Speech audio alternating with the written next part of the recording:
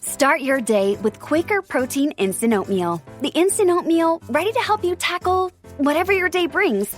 Like wrangling your toddler into their car seat. That was fun. Coaching your 6th graders soccer team. Go girls! And carrying all the groceries in one trip. Whew.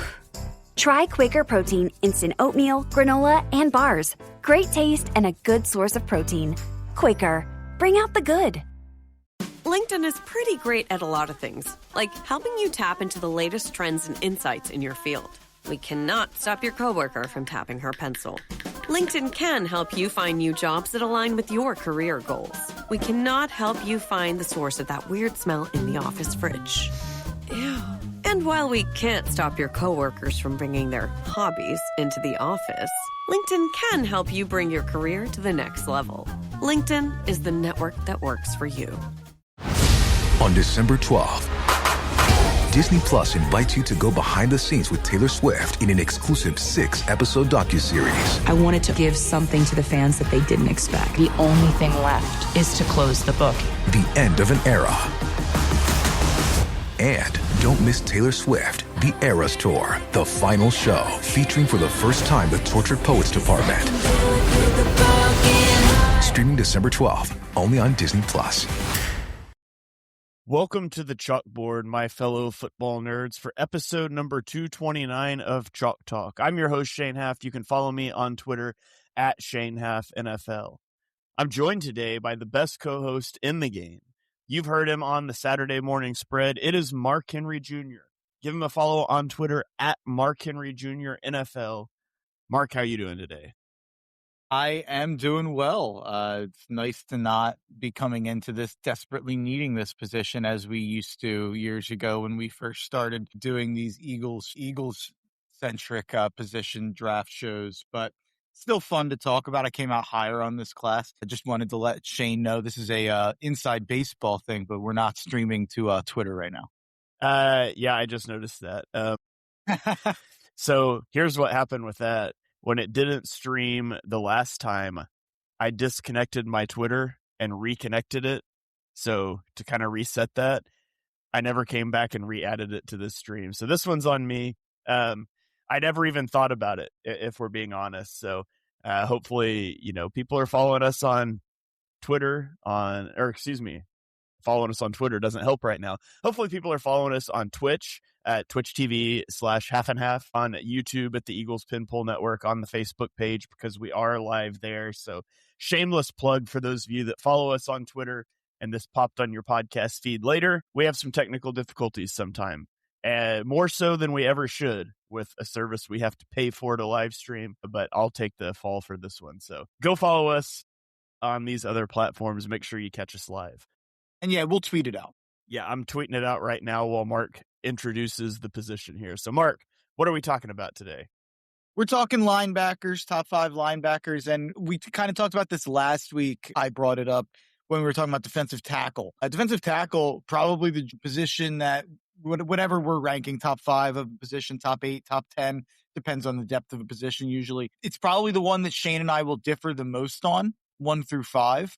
Whereas positions like linebacker, much more consensus. So Shane and I, much less disagreement on our rankings on this one. Only one slight shift, really, in the back end of our top 5. So a little bit more of a consensus position here in terms of where we expect guys to go. There's kind of tier 1 of one guy, tier 2 of 2 guys, and then tier 3 of 2 guys, really, in the way that I feel like this linebacker draft is being covered. And I agree with the way it's being covered. That's kind of the way I view it as well.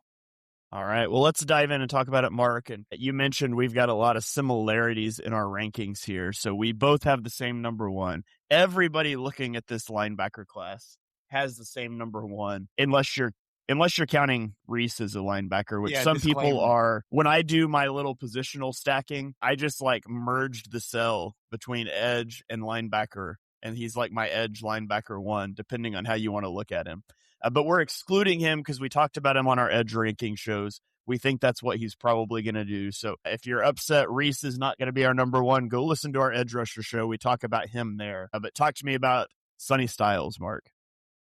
Sonny Styles, this is a guy who just exploded the I mean, we say a lot of times on here, and I'm sure on Birds of the Round Table with Dibes and David and Ryan and those guys, we say the phrase, they killed the combine or they exploded the combine a lot. This is like that feels like it's understating what Sonny Styles just did at the combine. A 9.99 relative athletic score. He's 6'5", 244, so just an absolute, freak for the position. 100th percentile vertical. It's the highest vertical since 2003 of anyone that's 6'4 plus or anyone that's above 240 pounds, which is pretty incredible. 99.7 percentile broad jump among linebackers, 99th percentile 40. His agility shuttle grades were the only non-historic testing. He was still like in the 80 percentiles in those. I feel like my issue with Sonny Styles, as I've talked about with a buddy of mine who thinks he should go top 5 and is defending, and I guess that's where I should say, this guy, allegedly there's a floor out there that the Giants will not let Sonny Styles pass them. He's the number 1 player on their board. They're obsessed with him. Allegedly, his pre-draft meeting was so good with the Giants that the room stood up and gave him a standing ovation as he was leaving. That's always a good thing to let leak out of your building. Yeah, that's the rumor out there that I would assume that that's Styles leaking that. So, yeah. But I think it's been confirmed. Because he doesn't want to play for the Giants, and he really wants somebody to trade up in front of him. Yeah. But it does appear that they are absolutely enamored and in love with them. And my issue is just, we kind of talked about this last week, but Devin Lloyd just made an All-Pro team this year. 27 years old. He just hit free agency. Plays for a team that just ascended with a new coach, new defensive coordinator, and he had his best season of his career with that new defensive coordinator, with that new coach. And Jacksonville had no interest as a team trying to compete for a Super Bowl next year, presumably, in trying to pay him to keep him. And he only got 3 years, $45 million. He got $15 million a year. And the team that he's on that picked him in the first round, that he's been, how much better could Devin Lloyd's rookie contract have went for Jacksonville? He's been excellent. He just made an All-Pro team.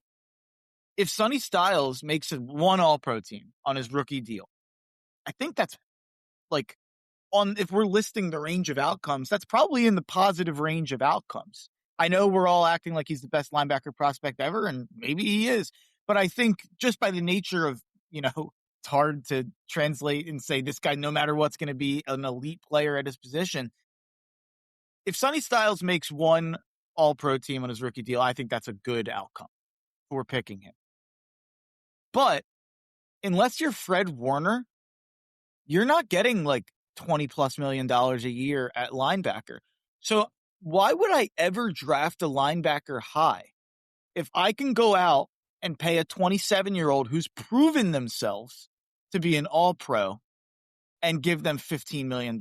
Money that, by the way, Cooper Kupp is the 30th highest paid receiver. He makes $15 million. Just like a little, and wide receiver's not quarterback or offensive tackle or edge rusher even. Maybe you could even say D tackle is a higher premium position contract-wise. But it's hard for me to accept taking a guy who, if he's not the best player at his position or maybe the second best player at his position, I'm probably not going to want to pay $15+ million to keep at the end of the contract. I think Styles is awesome. I think he's definitely going to be a starting linebacker who excels. A starting linebacker is understating it. This guy's a lock to be at least a good linebacker. I think it's hard to pick apart his game too much, to be quite honest with you. He's obviously a historic freak athlete.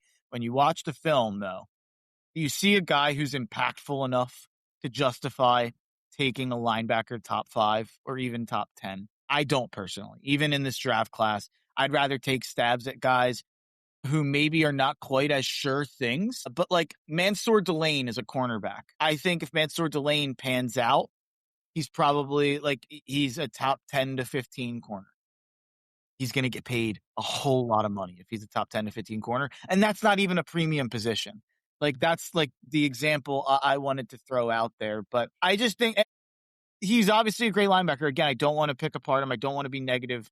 This should mostly be positive about the by far best player in this position. But when you watch the Ohio State defense, it'd be hard for anyone to tell me that he was one of the two guys who jumped off on the screen. Not the guy who jumped off on the screen, because it's hard for anybody to tell me that that's not Caleb Downs. And Arvell Reese jumps off the screen far more than Styles, in my opinion. To me, he was the third best player on that defense.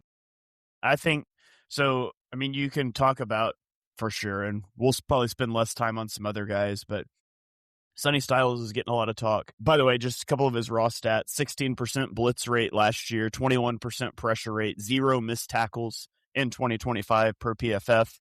He does have a 9.6% missed tackle rate for his career, but rare combination of size and athleticism. He's linebacker size, but runs like a defensive back. And there are few players of his size that can move the way that he moves and cover the way that he covers.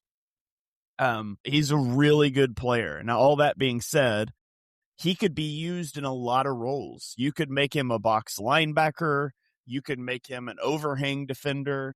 You could put him in the slot. Like, you could use him situationally as a slot defender.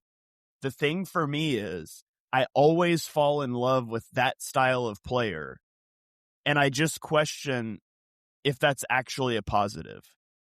Because sometimes teams have trouble figuring out how to use these players that don't have clearly defined roles. Are you just going to use him as an off-ball linebacker? Because then I've got a problem with spending a top 10 pick on him, regardless of how good of a prospect he is. And again, maybe we get into the not a lot of sure things in this draft. You take the player that is a sure thing. We talked about that with the interior defensive linemen that are just stout run stuffers and how they might get pushed up the board for that same reason. Styles is still developing some instincts, fitting gaps in the run game. I think he can struggle to disengage from larger offensive linemen once they latch onto him. And so, maybe adding some mass, some upper body strength helps with that, but he's already big. So maybe you can refine the technique. He does take on blocks with too high of a pad level.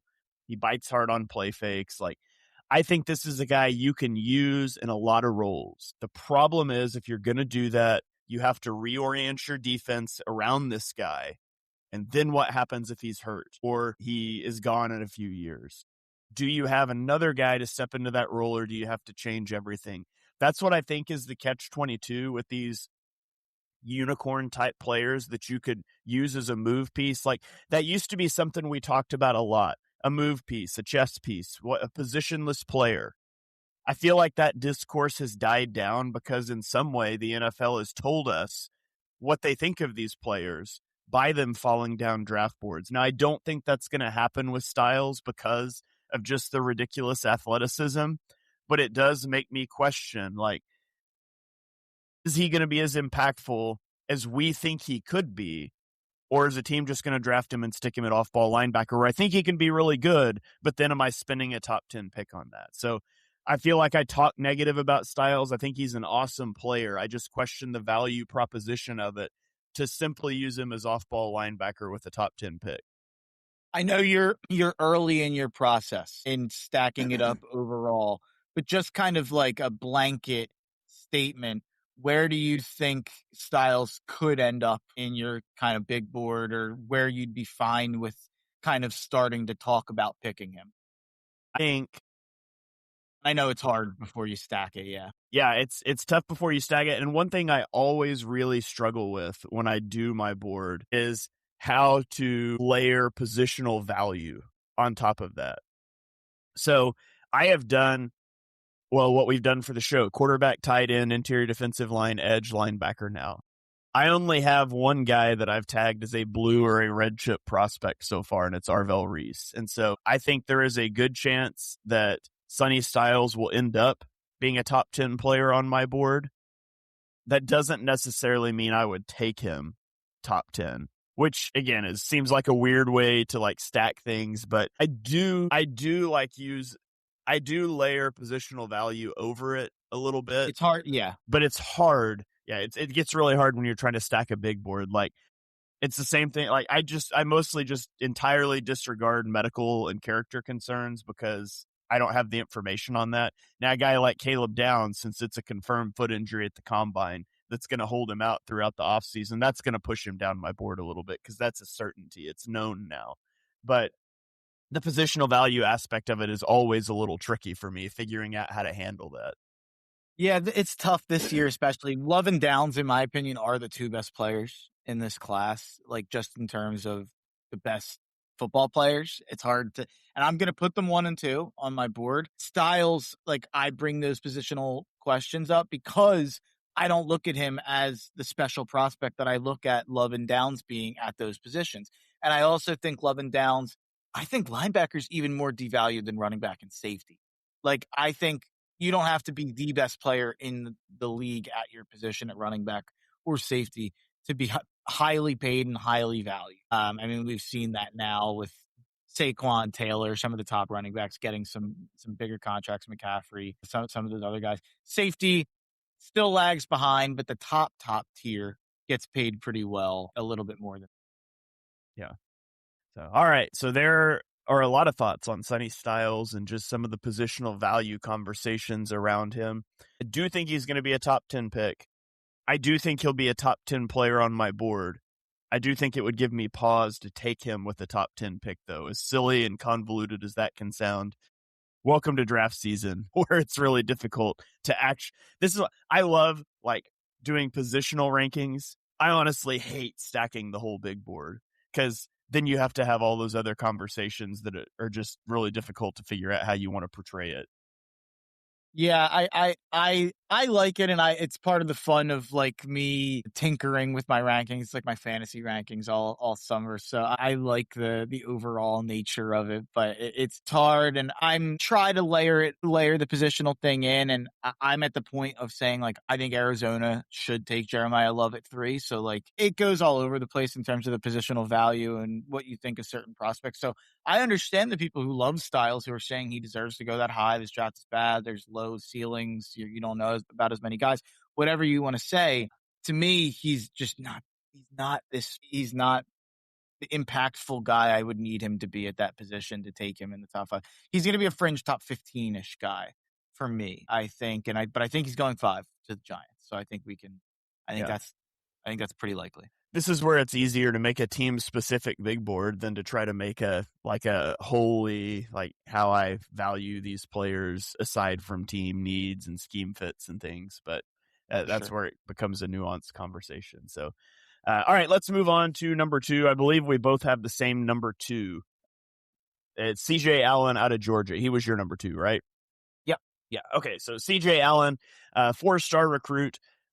Quickly gets on the field as a freshman and then became a centerpiece of the defense in 2024. In 2025, he had 88 tackles, 8 tackles for loss, 3.5 sacks, 4 passes defensed, 2 forced fumbles, and a fumble recovery. He had a 24% blitz rate, which, by the way, when I say blitz rate, that's not 24% of snaps. It's 24% of pass snaps. So he was in coverage 76% of the time. Is what I mean when I say 24% blitz rate, 18% pressure rate, 6.6% missed tackle rate. He is 6'1", which is 35th percentile for height, 230 pounds, 15th percentile for weight. Ran a 4.55 40, just over 21 years old right now. C.J. Allen is a really good tackler. As I said, 6.6% missed tackle rate in 2025.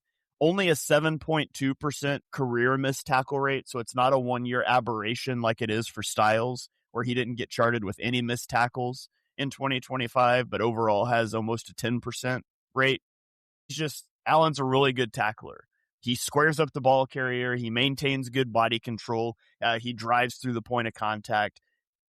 In the open field, I trust him as much as anybody in this class to square a guy up and get him on the ground. He has really good click and close ability from zone coverage to drive down on those underneath throws. And then with that tackling ability, he really is a yak eraser. He's got the speed to run the pole in a Tampa 2 scheme. So if you think traditional cover 2, you've got the safeties in the half field.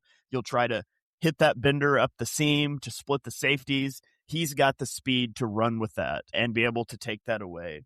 When he blitzes, I think he times up the snaps really well, and he's a high motor player. He's smart pre-snap. He is your on-field leader type. You know, this is a guy that I can easily see wearing the green dot in his second year in the league for some team, calling out the defenses. He's just that kind of a player.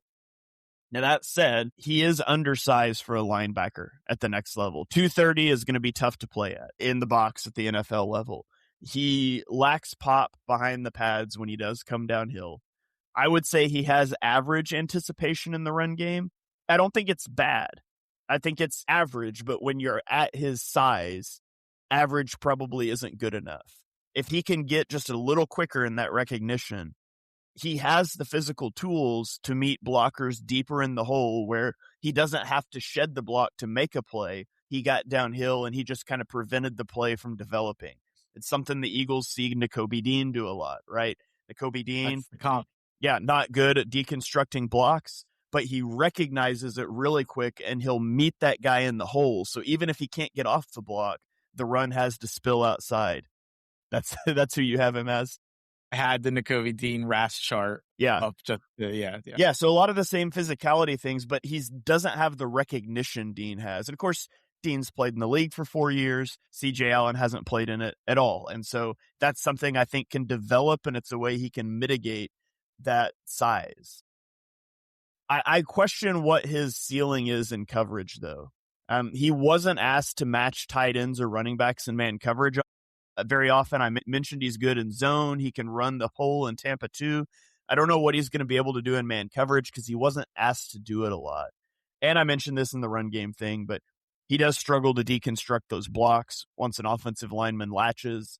I don't think for his speed, I don't think he has elite side-to-side line range. So I gave him a second-round grade. And, I think with a little bit of development, I think he could be a really good player, but I do think there's some question marks when it comes to the size, the run game, and the man coverage. CJ Allen, he reminds me so much of Nakobe, and I know that's easy. Like, I get mad sometimes at like the prospect at position at school comparisons. I think sometimes they're very easy to do. This guy also played linebacker at the same school 2 years ago, or 4 years ago in this case, whatever. So it's easy to make the comparison. But he does remind me, and the undersized thing is really where it comes in. They're pretty similarly sized. What was CJ Allen's height, weight? 6'1", 230 pounds. So, yeah, he's actually in a better spot than Dean was at the time because Dean was 5'11", 221. But allegedly, Kirby Smart thinks this guy is like the smartest guy who's ever played for him. And you get a lot of that draft propaganda around this time. But he had the green dot at Georgia and was like allegedly like calling plays, Glenn Schumann said. Like the defensive coordinator, Glenn Schumann. They said that he just picked up their defense so quickly and learned it at a different rate than anybody else on the team. And he would be the one apparently like moving people into place like that weren't even in front. Like he would like move safeties and stuff behind. Like he seems like he's a really, really smart, high IQ guy. And allegedly they just said that he's a step in front of any of the Georgia linebackers they've had in terms of all that stuff pre-snap, which they've had quite a few. Dean, Quay Walker, I'm forgetting. There's a couple other ones in that mix. But the weird thing is that he didn't do any testing, which is usually a bad sign when you have some of the measurables that he has. His spider chart is not friendly. It's 24th percentile wingspan, 27th percentile arm length, 17th percentile height, 18th percentile weight. I wish he would have tested. But then you go back and he has two specific games for people. I actually haven't went back and watched them, specifically these games in covering Allen, but watching Georgia was probably the team besides Notre Dame that I'd say I watched the most this year. I feel like I bet on every game Georgia was involved in, I feel like. And he jumped off the screen in especially the Auburn and Florida games. And those aren't great opponents, but the SEC teams. He was all over the field, doing it all. He was excellent in those two games. So for those out there looking into Allen, those are two good ones. All right. So that is CJ Allen. We continue to have the same rankings here at number 3, I believe. Talk to me, Mark, about Anthony Hill Jr. out of Texas. Anthony Hill Jr., this is a guy who I initially thought, so I feel like CJ Allen and him have been paired for a while now in this process. It's like LB2, LB3, or, if you include Arvell, LB3, LB4. And I felt like, well, Allen's a good bit better than Hill, right? Until I really dove into Hill. And now I'm like, I think this is like six in one hand, half a dozen in the other. I think Hill, I think there's a chance Hill goes higher. 9.93 relative athletic score, tested really well, 6'2", 238, elite explosion in speed testing. I think he's going to be a 3-down linebacker. Posted 31.5 tackles for loss, 17 sacks, and 8 forced fumbles in his last 3 years, all at Texas, something that I feel like Shane is a big, doesn't like when a guy transfers around a lot. I don't. I'm a grumpy old man that talks about the good old days when college football was worth watching. So Hill's a guy for you. He was at Texas for quite some time there. I legitimately, the first thing I do when I start scouting is I go to their Pro Football Reference page and I just screenshot their stats so I can put that in there. Because that's what, so, I mean, you guys probably get my flow of scouting. I have a bio, their physical stuff, their stats, strengths, weaknesses, scheme fit. And so the first thing I do is screenshot those and put them in, and I am immediately grumpy about a guy when I see that he's played for 3 different schools. I'm just like, oh, this guy. Here's a guy. I think it was a bigger thing like 2 years ago. Now it's just, I think, just like the cost of business. That still makes me grumpy. Just like, here's a guy with no loyalty. But Hill's another guy, and I think Allen was at Georgia for a while, right? I believe I'm not quite. I'm not. Yeah, Allen was at Georgia for 3 years. Yeah. Did he transfer in, or was he there the whole time? I think he was there the whole. Styles was at Ohio State the whole time. So we got a loyal linebacker class. Stock up for these linebackers, to be honest. Yeah, that's true. But Hill, great instincts, plays downhill, also moves great laterally, very easily able to change directions on tight angles, can cover blitz really well. I don't think I really realized the blitzing chops. And I know 17 sacks in 3 years, but like, this guy is kind of a freak. Like, I kind of feel like he's going to cause havoc in the backfield more than most linebackers. He had a high missed tackle rate in 2024, but it wasn't really an issue otherwise. I think there's a chance I've been underselling and underrating this guy until I really dove in and watched more of him this week. I'm really impressed with Hill. Also, as a junior, got to stick with you. Yeah. All right. Yeah. Where does he end up falling for you? What round are you liking him in? Second. He'll be a second for me, and I think he'll be 30s, like maybe low 40s. Like, I think that's where him and Allen I think they'll be back to back in my rankings. I feel like this year I have a lot of positions where there's 2 guys, and I kind of look at it. I'm like, I don't know, personal preference, and I'll stick them next to each other in the rankings wherever they end up. Yeah. He's one of those weird guys where sometimes like something I see doesn't line up with the stats, because he has a lower missed tackle rate at 4.5% than CJ Allen did at 6.6%. And I lauded CJ Allen's tackling. And with Anthony Hill, I wrote one of my weaknesses is that I think he comes in high on tackle attempts and gives up extra yards. It's not that he misses a lot of tackles. I think he gives up extra yards after the contact point more than he should. Taller than Allen. He is taller than Allen, and that's part of it at times. Elite speed, though. True sideline to sideline range in the running game. I did put a strength as he rarely misses tackles, so he's not outright missing. He's another one of those versatile guys. I think you could line him up off ball. You could use him as an overhang. You could put him as a pass rusher in sub packages because he is a good blitzer. In terms of using his athleticism, he can get around blitz pickup attempts from running backs. I don't think he times up those blitzes the best sometimes or really disguises them. Like, you can tell when he's coming a lot of times, but in some ways that makes it more impressive that he still has such a high pressure rate, 19%. Solid player, really athletic player. I don't think he's the most impactful player in coverage. He's kind of like your Madden player that just drops to a spot sometimes and doesn't really impact the play.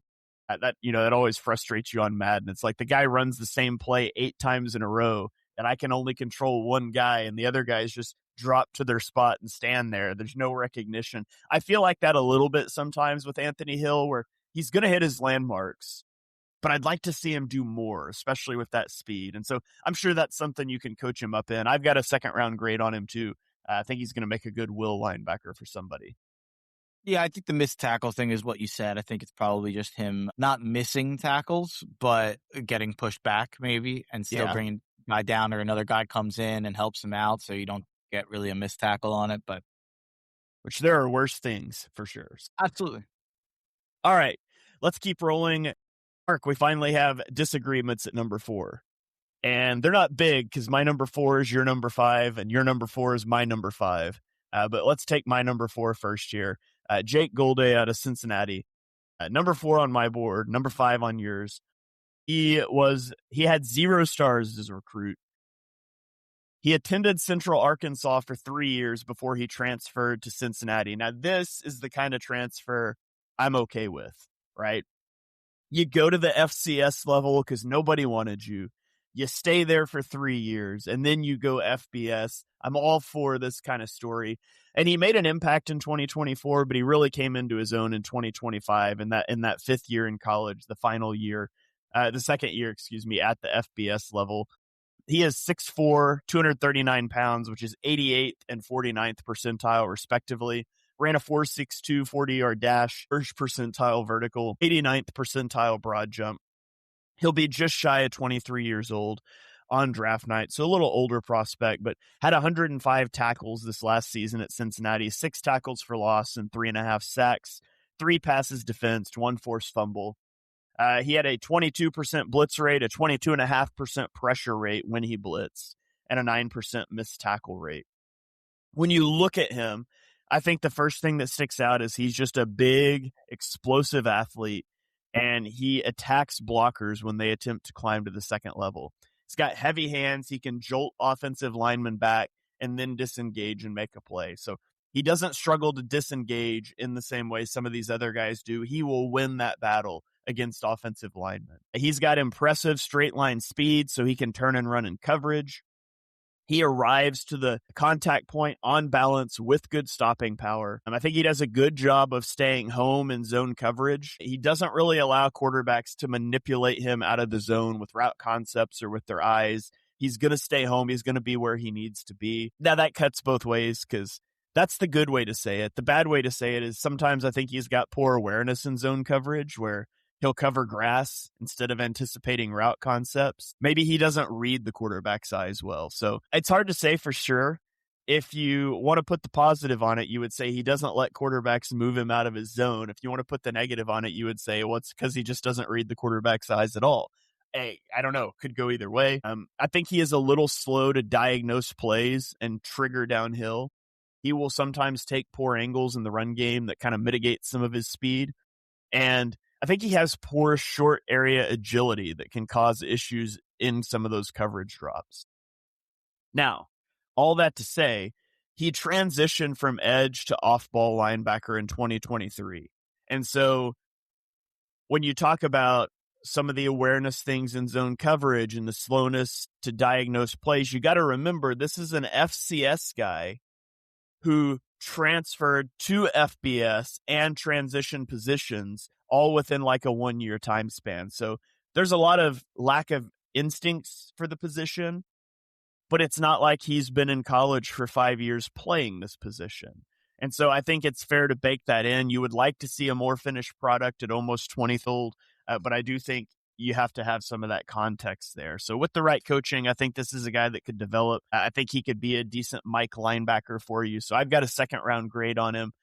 I think he's a guy that you need a clearly defined role for, and you're probably going to want to take things a little slowly with him early as he kind of acclimates. I mean, we're going FCS to FBS to NFL in a span of 3 years while changing positions. That's a big jump. So he's a guy that I'll be rooting for unless he lands with an NFC East team.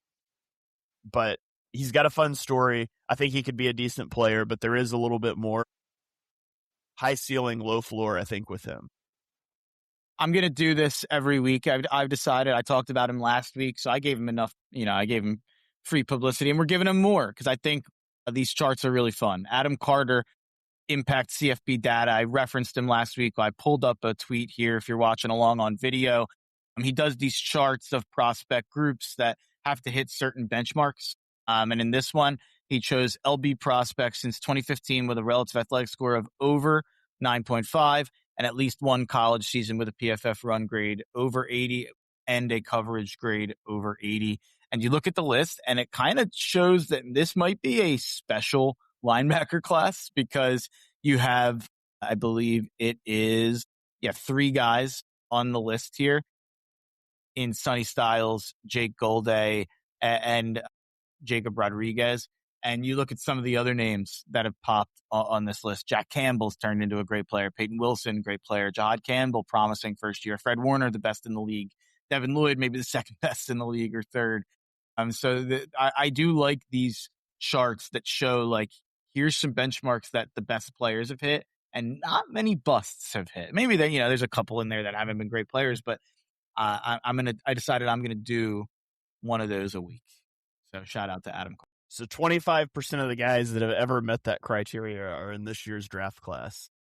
Yeah, and I guess 2 more of them were all pros last year, or 3 more of them were all pros last year. Good company to be in. So, all right, Mark, why don't you bring us home with your number 4, my number 5? Talk to me about Jacob Rodriguez out of Texas Tech. Jacob Rodriguez, 0.2 relative athletic score, or 9.23 relative athletic score, despite being undersized at 6'1", 231, elite explosion and speed testing. And this is a case in which the testing justifies the insane production from college, and vice versa. It's not empty testing, just like the production is now not empty production. This is testing from a guy who got himself involved in Heisman talks at the linebacker position last year. The testing justifies the production just as much as the production justifies the testing, if that makes sense. But combines high tackle totals with plus on-ball production. Did 13 career forced fumbles, including an FBS leading 7 in 2025. The guy just has a knack for punching the ball out.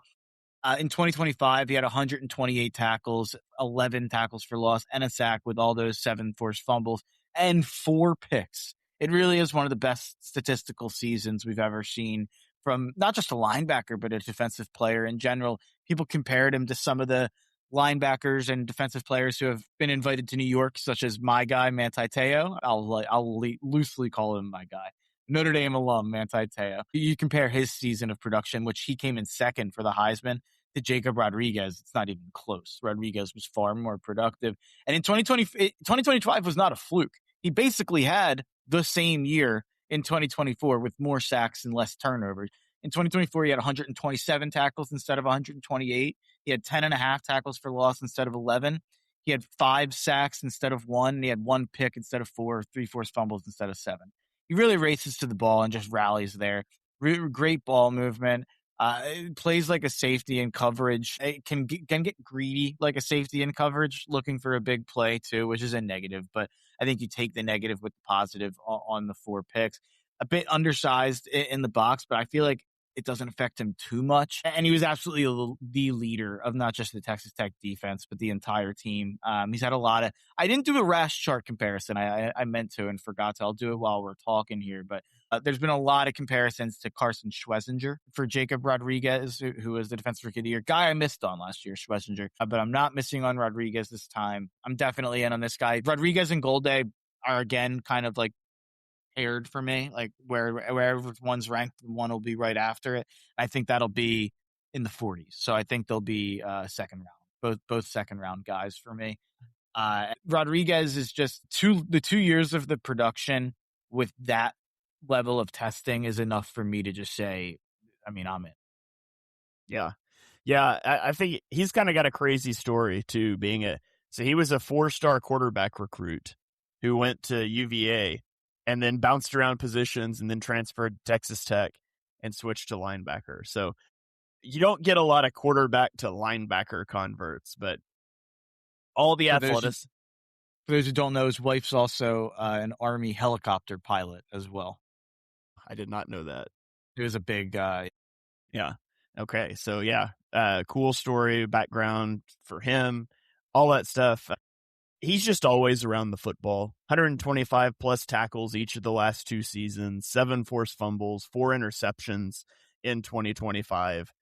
He's just around the ball. Super smart, high football IQ, has good instincts and coverage, good ball skills. I think all that comes from his quarterback background. Good lateral agility. Now, he's small. He gets knocked around in the box at times. He'll bite on misdirection and play action. Misses a lot of tackles. I feel like he gets to the contact point and he doesn't throttle down and just like heat-seeking missile that malfunctions sometimes, and it makes it easier to make him miss because he comes in so hot. I guess my question to you would be like, because he still had, I think, more tackles than any of these guys, like, is this just a case of he always gets to the ball? Like, I know it's like, I don't want to put a positive spin on a missed tackle rate, but like when he has so many tackles as well, like it feels like he's just doing a better job getting to the ball than any of these other. Yeah, that's maybe fair. And that's why I like rates instead of raw stats, because, I mean, he's got 128 tackles. He's obviously going to have more missed tackles than Anthony Hill, who had 69 tackles this year.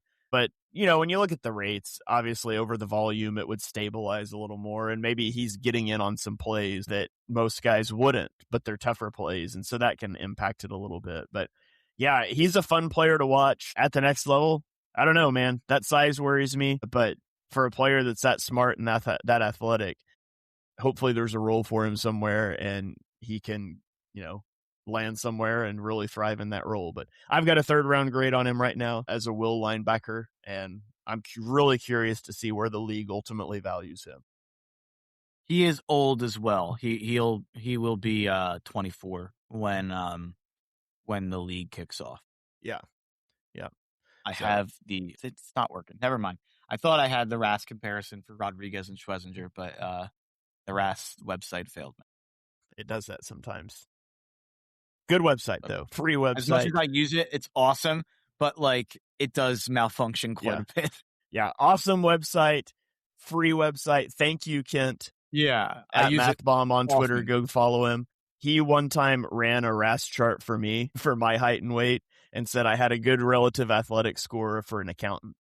But fun stuff back in the day. Before he blew up and got super popular, he interacted with me on Twitter once and made fun of me, and it was great. Shane and I have been, Shane even more than me, have been RAS people since before it was cool. Yeah, that is true. And now that it is really cool, I feel like I'm starting to fall off because of how many guys just like, you get like the straight line speed guy that corners like an 85 Cadillac. And so he just runs the 40 and doesn't do any of the agilities. And so they don't get plugged in. And it's like, oh, he's got a 9.99, which to be fair, I saw Kent addressing that on Twitter this year. He was toying with the idea of like for drills that guys don't do, putting in an average score for that position to kind of try to counterweight those. Maybe that would make people do it. The problem, it's funny that Kent might have that power, right? Like, we talk about like, how do we get the combine back? How do we get people to not skip stuff at the combine?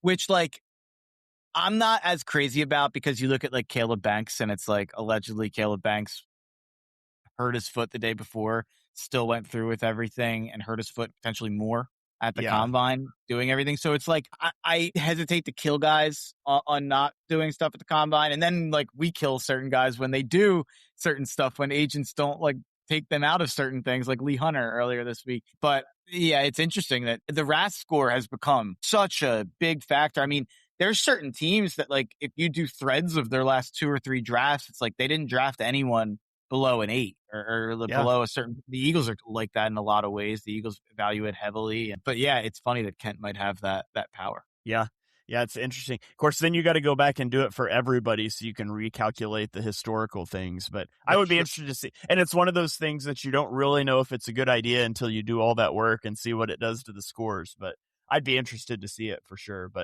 And a big part of it's just these guys are being tested or trained very specifically now. Like you saw that, I don't know if you saw the Mekhi Lemon ran the 40 the other day at the pro day. And he ran like allegedly like a 4.48, 4.52, depending who you're asking, which is a little disappointing. But if you watch the way he ran, whoever, I don't think he trained for it. Like whoever trained him to run the 40, it looked completely different than every person we saw run the 40 at the combine. And it made it like even more clear to me, like these guys are training so specifically to run a 40, not to it's kind of fake, but yeah. Track speed and football speed are different, but we test track speed. So, all right. Well, that is our top 5 from 1 to 5. We both have the same 1 to 3. Sonny Styles, number 1, CJ Allen, number 2, Anthony Hill Jr., number 3.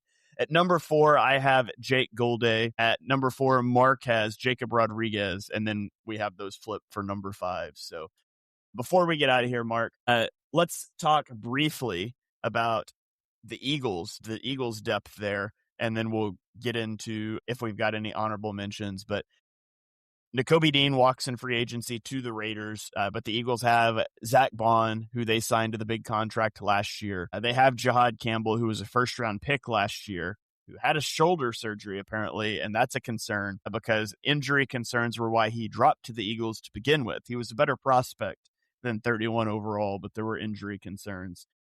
They have Jeremiah Trotter Jr., who I think is a solid player. Like, I don't think you want Trotter to start, but I think if you had to start him, I don't think it's going to be a big negative. Like, he knows where to be. He's got some size limitations, but I think he's perfectly acceptable starting player. And then they have Smile Munden Jr., who is kind of a special teamer for them. So linebacker, tradition, I would have said a year and a half ago, not a position the Eagles value. And then they paid Zach Bond and spent a first-round pick on a linebacker. They did try to pass him off as an edge rusher, which he's clearly not. But the Eagles are good at linebacker. I can't fathom the Eagles spending a day 1 or day 2 pick on a linebacker. When you get to day 3, Flyers for special teamers and depth, anything's on the table. But I'd be really shocked if they took an off-ball linebacker in the first 3 rounds. Yeah, I totally agree. I do kind of like the day 3 depth at linebacker more than a lot of the other positions, though. Yeah. So I feel like a lot of my mocks specifically, I probably will take a day 3 linebacker because I have a couple guys that I'm focused on, but I totally agree with you. All right. Well, let's go to any honorable mentions we have. I'll kick us off here. Add Jeremiah Trotter. You got Jeremiah Trotter Jr. You might as well continue the legacy pipeline. Let's talk about Josiah Trotter at Missouri via West Virginia. Son of Jeremiah Trotter Sr. He's a 4-star recruit. Signed with West Virginia, but a leg injury cost him the entire 2023 season. In 2024, he played for West Virginia, and then he transferred to Missouri. He is 6'2", 237 pounds, ran a 4.61 40, has an 87th percentile bench press. He will have just turned 21 years old by draft night. 17.8% blitz rate, 26.4% pressure rate, 11% missed tackle rate last season as he racked up 84 tackles, 13 tackles for loss, 2 sacks, and he had a pass defense. I think he has good instincts as a run defender to key on plays, which again, you would expect. Just a smart player following the same archetype as Trotter Jr. Has the speed to beat offensive linemen to the spot. And then he's a physical player. I think he plays bigger than his size, got a lot of pop behind his pads and heavy hands to knock back offensive linemen. He'll take on blocks with good leverage. He's a solid tackler. He'll wrap up consistently, breaks down in space, has good lateral agility to stay on target, and I think he sniffs out screens really quickly. However, he does have stiff hips. I think he's got subpar change of direction skills that hinder his ability to play man coverage. He'll take the bait on play action frequently because he wants to get downhill and attack. He's got poor awareness in zone coverage. I don't think he's the best at reading out route progressions or the quarterback's eyes. And Missouri took him off the field at times in obvious passing situations. So I think he also lacks the lower body strength to anchor sometimes against offensive linemen. I've got a day 3 or late third to a day 3 grade on him. I think he's primarily going to be like an early down run defender that maybe you can get a little better with the coverage stuff, or you could afford to keep him on field on all 3 downs in a pinch. So Josiah Trotter, be really funny just to look at the back angle of the Eagles defense one day and have Trotter Jr. and Trotter as your linebackers. Probably not going to happen, but fun to talk about anyways. Yeah, it feels like blasphemy for me to say it, but he was actually one of the guys who I came out a little lower on. I just don't see it happening coverage wise. Like I don't think he can cover. So good at the other stuff though, for sure. The guy who I had him kind of paired with, I thought, who I actually came out a little higher on, was Kyle Lewis from Pitt, 8.64 relative athletic score. Another Adam Carter one out there. Run defense grade over 80, passer rating when targeted under 60, coverage grade over 80, and a relative athletic score over 8.5. He's on a list with Peyton Wilson, Fred Warner, Evan Lloyd, and Caden Ellis, and then 2 guys I've never heard of. So other than the 2 guys I've never heard of, pretty good Pretty good list there for Kyle Lewis. He's undersized, more of a coverage linebacker than a run support linebacker. But despite his size showing on some reps, I think he also shows an ability to hang. So I think he's got potential as a 3-down guy, but at a minimum, good sub-package coverage linebacker, good blitzer as well, posted 24 tackles for loss, 6 interceptions, and 10 sacks in the last 2 seasons. Really good instincts and kind of speed. Speed and instincts will take him wherever he goes in terms of Kyle Lewis. Just a couple, this is more of an Eagles thing. Kyle Lewis, I think, probably goes round 3. But 2 Eagles guys I just wanted to throw out there. Caleb Elarms-Orr. This is a guy who I hadn't dove into really until the last couple weeks. I'm from TCU, 9.71 relative athletic score. He's currently ranked like 100 on PFF's mock draft simulator. 6'2", 234, elite explosive speed testing. He's also highly productive, 130 tackles and 4 sacks during the 2025 season, only had a 7% missed tackle rate. Good blitzer with 25 pressures in 2025. PFF also graded him out as an elite run defender and a pretty good coverage guy. Limited reps in coverage, but with his speed, I think he might have a chance. I think he had the highest top speed at the Senior Bowl. He was graded out well by PFF. I don't understand. Like, this is one of those guys that I found just kind of going through the dregs looking for sleepers. I don't understand how this guy's not a top 100 guy. I'm kind of in love with Caleb Elarms-Orr. I'm definitely planting my flag. Then one more, Eric Gentry. He's 6'7". I don't think he's a linebacker. I don't even know what he is. He's probably a basketball player. But the guy's 6'7", 221. It's a bizarre setup. I don't know if he's good at football, but. Yeah, Mark, if there is a guy that is just 98th percentile height or weight at any position, Mark is in. Especially height. It's funny as a 5'6" guy, but for the tall guys out there, I love the freakish tall guys at any position. Yeah. All right. Well, that is going to wrap up our linebacker rankings. Got a double dip show this week because we've got some scheduling stuff up in the air. We may not have one out next week, but next time we are up, we'll be doing defensive backs. It'll either be next week or the week after. So I hope you guys are enjoying our draft rankings. We will be closing out the defense next time, and then we'll bounce back to the offensive side of the ball. But Mark, before we get out of here, do you have any final thoughts that you want to drop on the people? No, I think I gave enough with my Caleb Elarms-Orr propaganda there. Everybody go look up Caleb Elarms-Orr. Caleb with a K. All right. Caleb, I'm out. No more unconventional spellings of names. You're out of here. I can go with the ones that are hard to pronounce, the ones that are hard to spell. Get off my screen. I always like the 3 name guys, so I can just KEO. He's KEO to me. Yeah. When I was a teacher, man, the first day of class in a semester was the worst because all you have is your roll sheet, and not to go on a soapbox, but the way parents have to invent spellings for kids' names these days made the first day of class a nightmare. And I always felt bad for the kids because it's like, man, this is 4th hour. I know that the 3 teachers before have also had no idea how to pronounce your name. I don't want to be that guy. So I'm writing out phonetic pronunciations on my roll sheets. Always not my favorite day, but we were easy ones. Mark and Shane. Yeah. That's easy. Not hard at all. So, all right. Although I guess you could say my last name, Half, it's not spelled HALF. My family kind of had a running joke that we would say half instead of half when pronouncing that word because it's just spelled wrong. Our name is obviously right. The word in the English language is wrong. It doesn't make any sense. Why is there an L in the half? Doesn't make any sense. And so with that absolute nugget of draft stuff there, we're going to get out of here. Thank you guys for joining us for episode number 229 of Chalk Talk. If you enjoy the random discussions or the player rankings, we know that you do, hit that subscribe button and turn on notifications so you don't miss our next episode when it accidentally doesn't go live on Twitter. Drop us a 5-star rating wherever you stream your podcast. You can follow us on Twitter. I am at Shane Half NFL. He is at Mark Henry Jr. And we will catch you guys next time.